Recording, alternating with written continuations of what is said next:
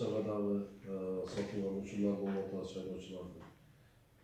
Жүрөк менен шайлаш керек. Эгерде келечекте бала чакабыздын келечегин ойлосок, биз жүрөк менен иш кылышыбыз керек. Бизге эч ким келип жакшы мамлекет түзүп бербейт. Бизге эч ким келип отубузга, очобузга от салып, малыбызды бышырып бербейт.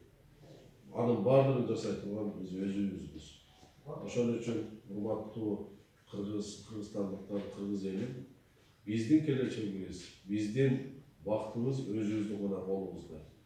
Бүгүнкү күндөгү ушак айкын, жалган, каралоо жана башкалар эч качан ушак айкынга ишенбей, ошону түз кайсы кандидат болбосун өздөрү болуш керек.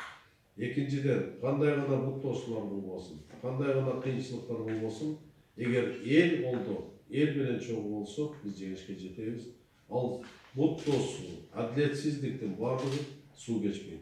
Ал эми жалпы сиздердин супер инфо, супер PG жабатыңыздарга жакшылык каалайм. Ушундай ачык айкын түз берүүлөргө мен ар дайым түз берүүдө чыкканда кайсы гана сайт, телеканал болбосун барам, себептен анда бурмалоо жүрбөйт.